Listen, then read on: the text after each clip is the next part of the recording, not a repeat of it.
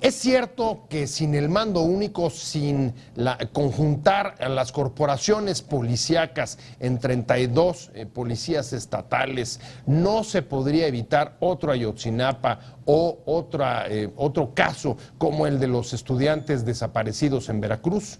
Esta es la pregunta que le vamos a hacer a el alcalde de Neza, a el exalcalde de Zapopan y a un académico de Causa en Común a propósito de la discusión en el Senado de la reforma para crear el mando único. Soy José Buendía, gracias por estar con nosotros en este programa en el que todas las ideas se pueden cuestionar siempre que se debatan. Les dejo aquí mi Twitter, José Buendía MX, ahí me pueden hacer llegar sus comentarios y mientras tanto vamos a ver algunos datos para contextualizar el debate y venir aquí con los alcaldes para conocer su punto de vista sobre el mando único. La Conferencia Nacional de Gobernadores, la CONAGO, busca acelerar la implementación del mando único e impulsar la reforma constitucional al respecto, que ha quedado congelada en el Congreso. En diciembre de 2014, el presidente Enrique Peña Nieto envió al Senado una reforma para establecer el mando único, pero el PAN se opuso y quedó atorada en comisiones. Ahora, en el arranque del periodo de sesiones, la oposición advirtió nuevamente que el Senado no aprobará el mando único que proponen el presidente de la República y los gobernadores. El mando único se ha establecido en algunos estados mediante acuerdos políticos específicos en cada entidad, por ejemplo en Nuevo León, pero es suficiente que un alcalde como Cuauhtémoc Blanco decida rechazarlo para abrir una crisis institucional. El debate del mando único policial en México, es decir, la desaparición de 1,800 corporaciones policíacas municipales y la inmediata creación y operación de 32 policías estatales, se centran en dos vertientes, la legal y la económica. La legal implica quitarles a los municipios la responsabilidad sobre seguridad pública. La económica significaría que los municipios dejarían de disponer de los 5.952 millones de pesos del subsidio para la seguridad pública. ¿Es imprescindible el mando único para frenar la violencia y crímenes contra derechos humanos? El secretario de Gobernación, Miguel Ángel Osorio Chong, afirmó que si siguen habiendo 1,800 corporaciones que no están capacitadas, completas y con controles de confianza, pues obviamente pueden seguir habiendo eventos como los que ya vimos, trágicos, y que ahora se repiten en Veracruz. La Suprema Corte de Justicia de la Nación negó a Enrique Plasencia, alcalde de Tlaquiltenango, Morelos, el amparo contra la inclusión del mando único. El ministro Javier Lainez fue quien desechó la petición de suspender el mando único tras dado a conocer el decreto estatal que designa a dicho modelo policial para los 32 municipios de Morelos. El experto en seguridad, Luis Astorga, comentó que hay estados que tienen policías municipales fuertes y el esquema de mando único no sea el más adecuado, y habrá otros donde la debilidad de los municipios es tal que podría ser útil. No hay un modelo único de mando único. Se pueden explorar diferentes realidades. Sería terrible querer centralizar las decisiones de seguridad pública en las ciudades capitales.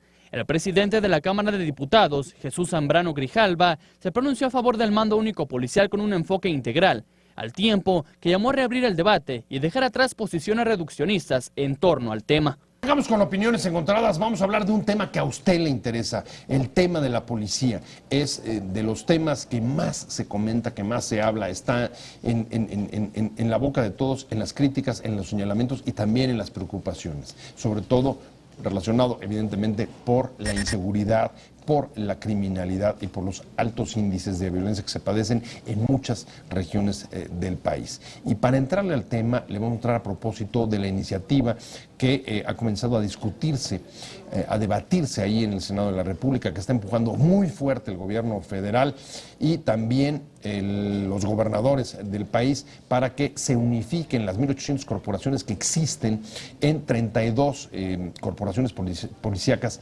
estatales. No es una propuesta nueva, viene desde 2010, la propuso primero el gobierno de Calderón, luego la ha retomado el gobierno de Peña Nieto, pero en ningún caso hasta ahora ha prosperado. Y para entrarle al tema, me da mucho gusto que esté aquí conmigo el alcalde de Neza.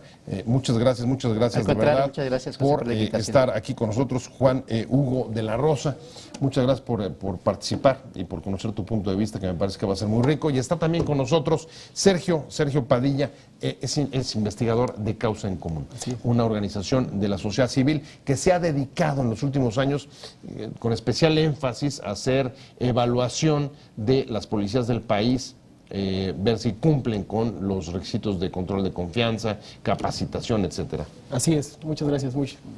No, gracias a ti. Y si quieres, vamos a empezar directamente con la declaración que me imagino que anda rondando las cabezas de todos los alcaldes desde hace unos días y fue la que pronunció el secretario de Gobernación, Miguel Osorio Chong, cuando dijo que el mando único, lograr que se haga esa reforma constitucional en el Senado de la República es imprescindible para evitar otro Ayotzinapa o otro caso de desaparición de estudiantes como el que ahora lamentablemente se ha vuelto a producir en el caso de Veracruz. ¿Qué opinas? Bueno, creo que como dice el dicho, que cada quien habla de cómo le ha ido en la feria, ¿verdad? Yo creo que particularmente en el municipio, en Nezahualcóyotl, las cosas han ido muy bien en materia de seguridad pública. Tan es así que la Policía Municipal ha recibido reconocimientos internacionales, nacionales y de diversos personajes especialistas en el sentido de que ha habido una práctica policial efectiva que ha dado resultados y que hoy nos muestra claramente cómo se ha bajado la incidencia delictiva a través de este modelo que se ha adoptado en el municipio. ¿Este modelo, entonces, cómo es el modelo? El modelo ¿O cuál será la diferencia con otras policías de otras presidencias municipales del país? Creo que el modelo está basado principalmente en la cercanía con la población, es decir, una policía vecinal de proximidad que está sectorizada en 90 espacios en todo el municipio. Es decir, está dividida en 90 cuadrantes, donde cada cuadrante está atendido por ciertos policías, por cierta unidad policíaca. En fin, hay una responsabilidad. Más o menos, cada cuadrante, ¿cuánta gente ocupa? Pues podríamos hablar de por lo menos 100,000 habitantes. Por cuadrante. Por cuadrante. ¿Y cuántos policías tienes por cuadrante? Pues lo que pasa es de que hay una patrulla por cada cuadrante. Okay. Hay policías, hay una unidad policíaca, hay una patrulla que recorre la zona en motocicletas y además de toda la demás corporación que cumple una función de estar vigilando todos los es un poco el modelo de la Ciudad de México, el que implementó, creo que primero fue, Mondragón. Efectivamente. O no sé si fue primero Hertz, no estoy seguro. Sin embargo, creo que la ventaja que hoy tenemos es de que este modelo se ha buscado cómo lograr la participación ciudadana. En eso es, yo creo, donde reside particularmente el éxito, de cómo cada vez la gente se va sintiendo más cercana a su policía, se va sintiendo más protegida por su policía. Yo, en los recorridos que tuve oportunidad de hacer el año pasado, la misma población me pedía que no moviera a la policía que tenían ahí, que no les quitara a sus policías. ¿Por qué? Pues porque se sienten protegidos por ellos. O sea, se sienten seguros cuando la policía está cerca de ellos. Hay vínculos con la comunidad, quieres decir. Efectivamente, se ha generado un vínculo muy importante y que incluso ha ido a generar la construcción de redes vecinales por cada cuadra. La intención es llegar a construir 10,000 redes vecinales en todo el municipio. Es decir, todas las cuadras del municipio tendrán su propia red vecinal. Y hasta este momento tenemos construidas más de 4,000 redes vecinales. O sea, ya va muy avanzado el proyecto y esto es precisamente lo que ha dado como resultado de que hoy la gente se sienta más segura en el municipio de Nezahualcóyotl. Yo digo, este proyecto desde luego lo conocemos, sin embargo, creo que no puede ser tasado con un mismo rasero todo, porque hay experiencias muy exitosas de policía municipal. No solo la de Nezahualcóyotl, hay que reconocerlo, hay otros ejemplos donde la policía ha funcionado. Y creo que hay cuestiones muy sencillas que nos hacen defender este proyecto, ¿no? Porque yo creo que para empezar la policía municipal juega un papel muy importante para garantizar la gobernabilidad de los municipios. Luego, la policía municipal es la que está más cercana a la población, es la que puede identificar la problemática de manera ahí concreta, en la calle, en las colonias, y puede atenderla, puede intervenir cuando así sea necesario. Y desgraciadamente los ejemplos que hemos tenido en materia de policía estatal, esto no sucede. Es decir, sí tienen sus procedimientos, tienen tal vez incluso mayor equipamiento. Y armamento, mejor armamento. Pero no tienen esa cercanía que tiene la policía municipal con los ciudadanos. Sergio, voy contigo, de causa en común. El comentario del secretario de Gobernación lo acompañó diciendo, a ver, a nivel local hay mucha menor capacidad, hay menor capacitación de parte de las policías locales, e incluso tienen niveles más bajos en términos de la aprobación de los controles de confianza. ¿Existe realmente datos como para sostener eso? O sea, que están mejor preparadas, son más eficientes, contrario a lo que está diciendo el alcalde de Neza, las estatales son mejores, que están mejor preparadas que las locales. Utilizando los datos oficiales, no existe evidencia de que las policías estatales sean mejor que las municipales. Sin embargo, sí existe evidencia de lo contrario.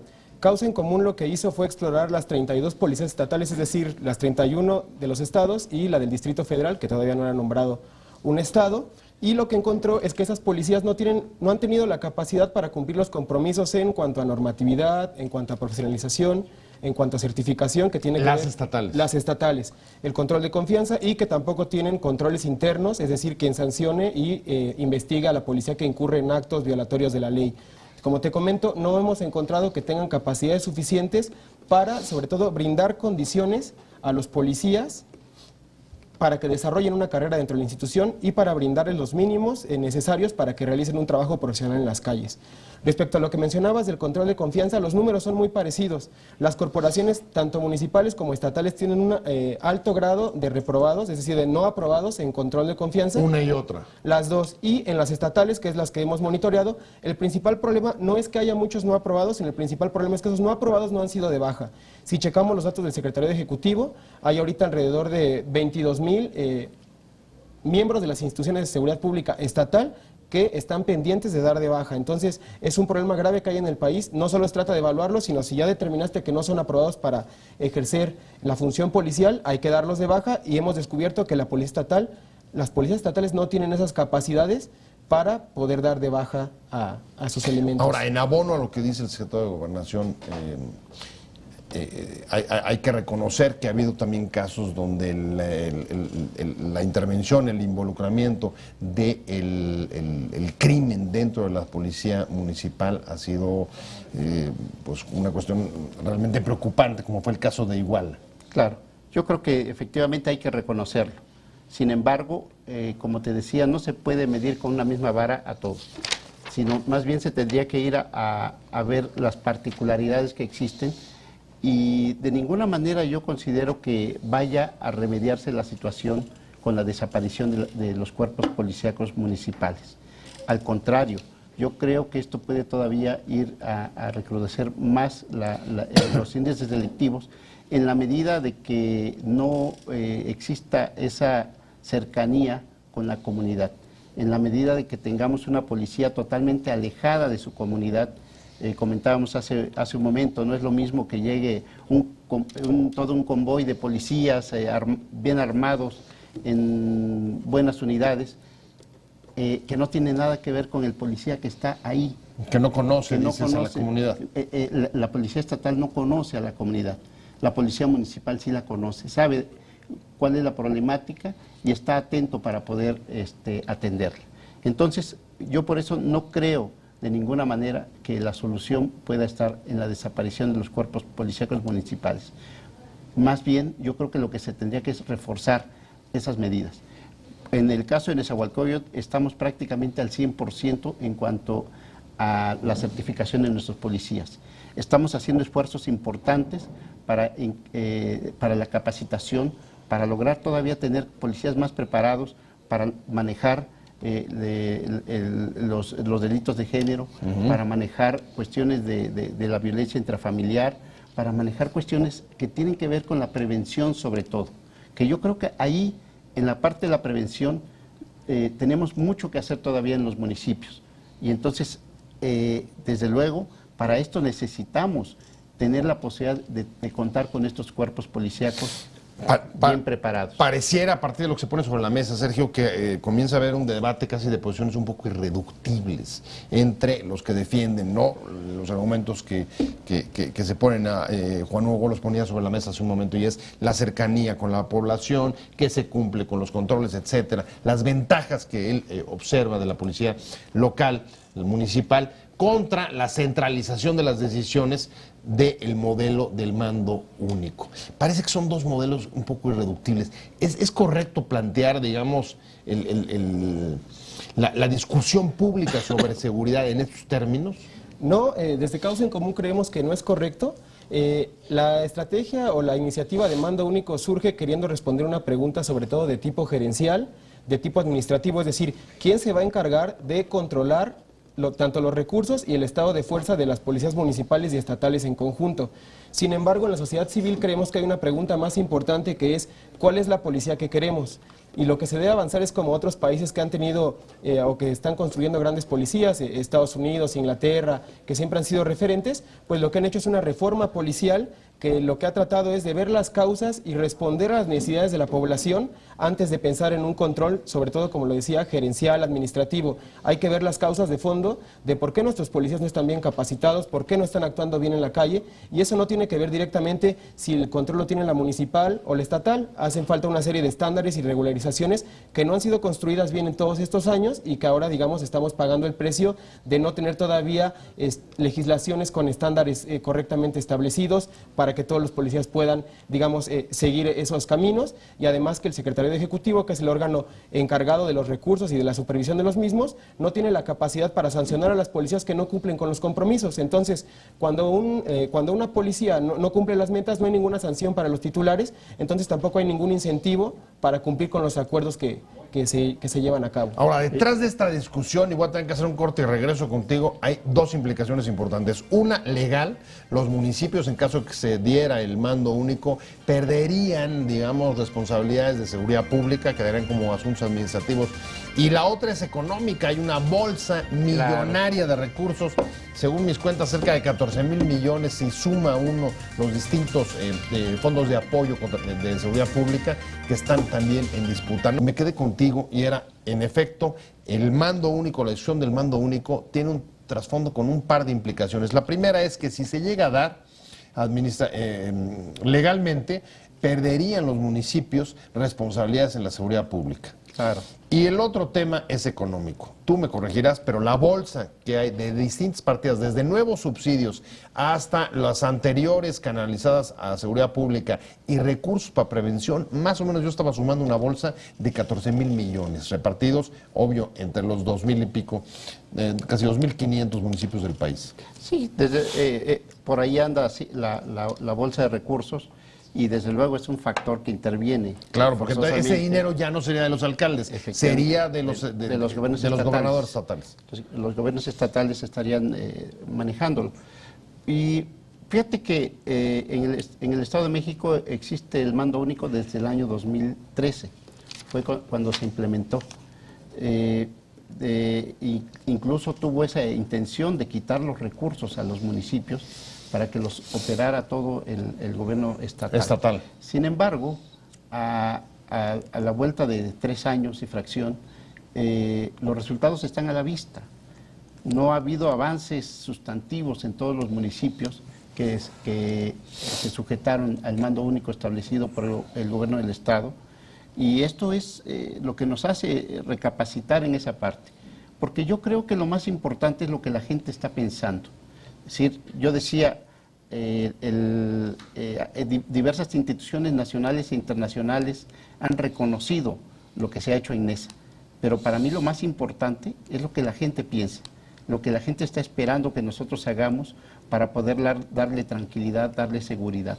Y desde luego nosotros hemos insistido desde aquel momento en que debe de darse de manera adecuada una coordinación interinstitucional, donde cada una de los niveles de gobierno pueda y deba de hacer lo que le corresponde en materia de seguridad pública. ¿Ustedes tienen firmado el convenio? Porque hay que decirle al público, en ese momento hay estados donde ya hay mando único, pero no ha sido por un cambio constitucional, sino por acuerdos políticos entre los alcaldes, los gobernadores. Así es, no, en el caso en el Estado de México, Nezahualcóyotl no firmó el mando único, nos mantuvimos al margen, pero... o sea, no traes mando único desde 2012, por lo menos. Exactamente. Y hasta la fecha nosotros nos mantenemos en la misma posición, pero porque hemos dado resultados.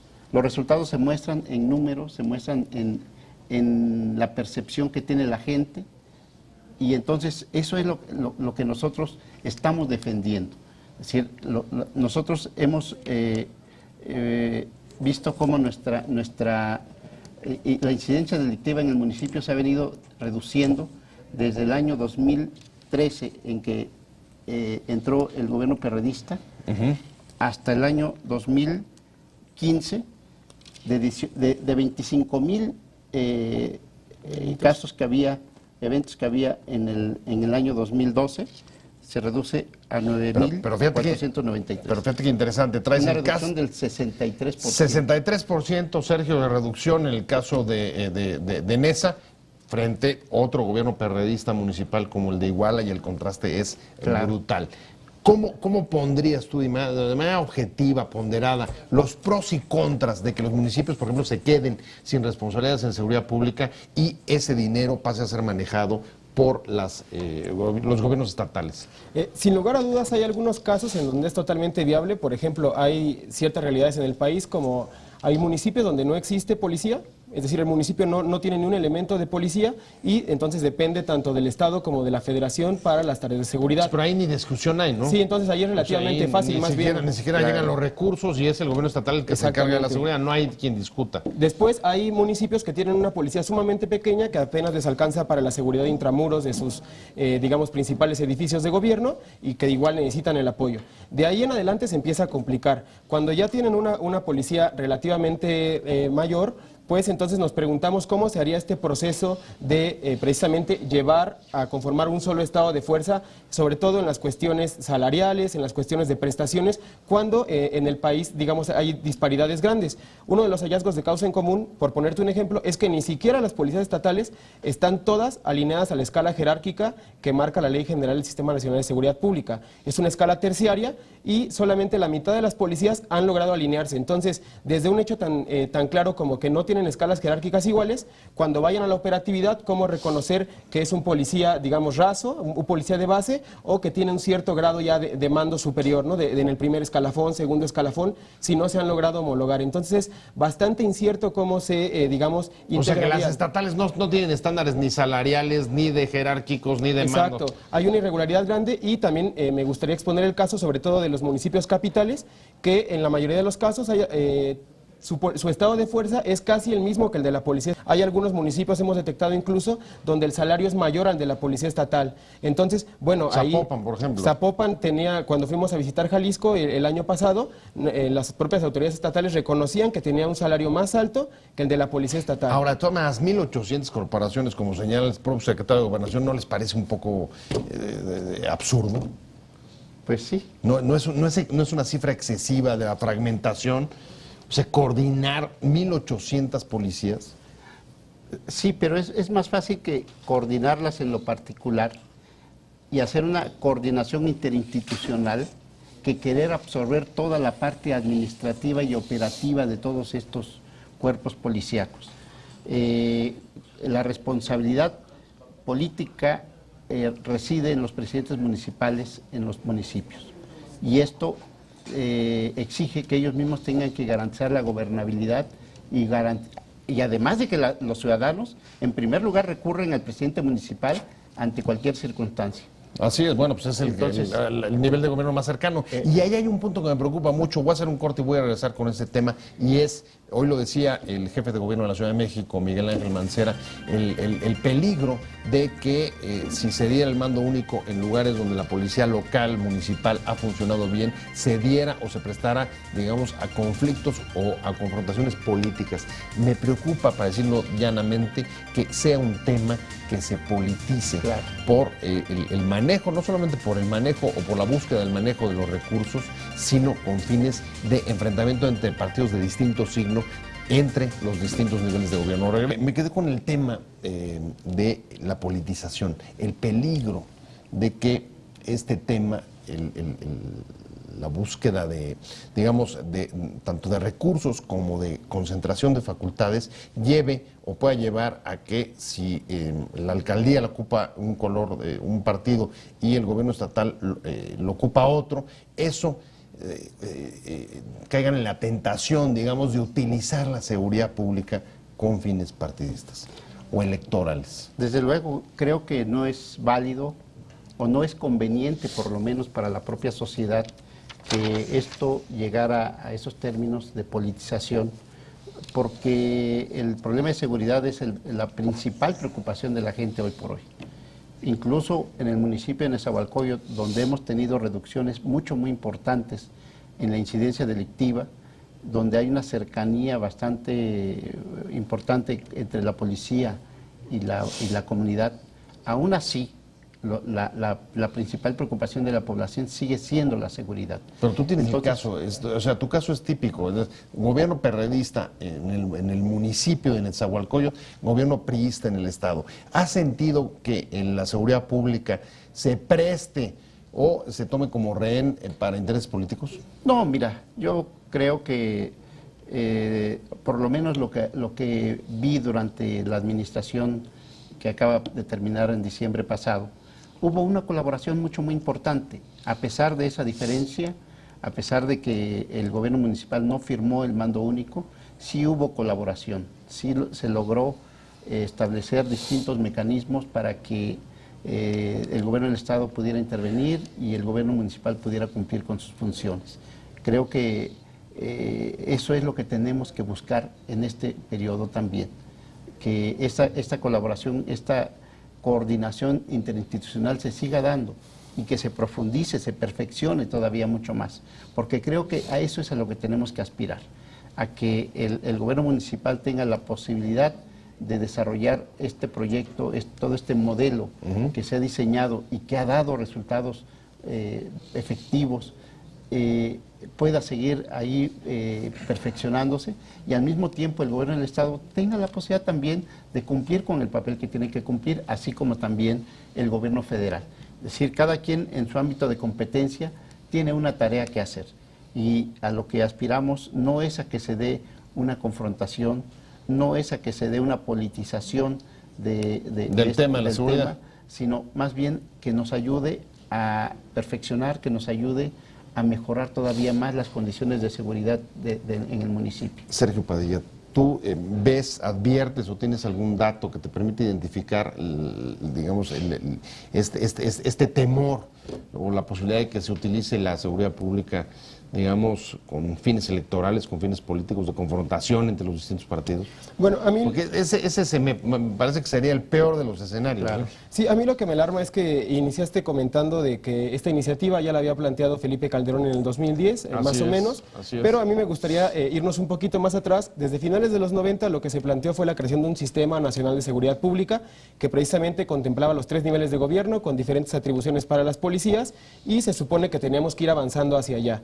Entonces, el retomar esta iniciativa es, digamos, ir en sentido contrario del Sistema Nacional de Seguridad Pública, de lo que se planteaba antes como el Sistema Nacional de Seguridad Pública, cosa que sí resulta alarmante, porque ahí, bueno, ya se estaban estableciendo diferentes atribuciones para cada policía, y entonces, digamos, borrar de un plumazo todo eso y establecer este nuevo, digamos, modelo es lo que resulta alarmante. También quisiera comentar que cuando, digamos, esta iniciativa sale a partir del decálogo que emite el presidente, que fue cuando se retomó esta discusión, me llamó mucho la atención que, digamos, se tomaba en cuenta un diagnóstico en el cual, o una posibilidad en la cual las policías municipales pudieran ser infiltradas por el crimen organizado, pero nunca se mencionó en el documento la posibilidad de que una policía estatal pudiera ser infiltrada o que la policía federal pudiera ser infiltrada por el crimen organizado, y creo que desde ahí entonces ya está mal planteado el diagnóstico, ¿no? Habría que prever... O sea, lo que estás diciendo es que está sesgado. Exactamente, entonces porque habría que prever qué hacer en caso de que en las otras situaciones, cuando una policía federal lograra ser infiltrada o que una policía estatal no estuviera, digamos, dando un buen servicio a la ciudadanía, ¿qué vamos a hacer en esos casos? Pues eso se lo preguntamos justamente a ti, y es, a ver, si prospera el mando único y te quedas, digamos, sin policía, o te quedas con una policía solamente para asuntos administrativos sin armamento, ¿cómo te sentirías? Porque tú vas a seguir dándole la cara a la gente. Claro, porque a final de cuentas la población va a seguir buscando la seguridad, no en el gobierno estatal, no en el gobierno federal, sino la va a seguir buscando ahí en el ayuntamiento. Exacto. Entonces, ahí desde luego que nos dejaría con una situación bastante difícil de cómo enfrentar toda la situación. Y porque lo que a mí me preocupa es de que se pueda ir únicamente a buscar atender los delitos de alto impacto. Eso, desde luego, que también tiene una obligación ahí el gobierno estatal y el gobierno federal de intervenir en los delitos de alto impacto. Pero ¿cómo se va a atender la problemática local, la problemática del día a día en cada calle del municipio? Entonces, a mí me parece que es preocupante y, desde luego, yo creo que sería la población, en todo caso, la que tendría que definir qué es lo que prefiere.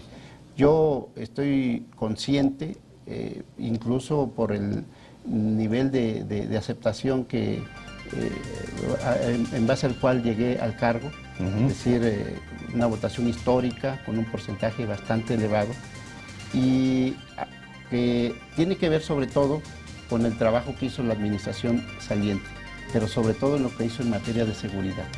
Por eso es que yo creo que yo no podría traicionar lo que la población decidió, lo que la población lo que a la población le hizo definir por quién votar. Pues Juan Hugo de la Rosa, muchas gracias por haber venido. Vienen días complicados. Así es. De mucha discusión sobre el tema, y pues te deseamos suerte. Gracias. Muchas gracias, Juan Hugo de la Rosa, alcalde de Nezahualcóyotl, y Sergio Padilla, investigador de Causa en Común. ¿Va a prosperar la iniciativa finalmente, o el PAN y el PRD la van a congelar en el Senado? Eso ya, la oposición dijo que no va. Que no como va. antes hizo el PRI en 2010. Esperemos que al menos no prospere como estaba planeada, y creo que eso ya sería un logro, pero falta mucho por avanzar en hacer políticas basadas sobre todo en información certera. Bueno, pues ahí estamos a la espera de ir conociendo más datos que ustedes nos puedan aportar. Muchas gracias. Muchas gracias.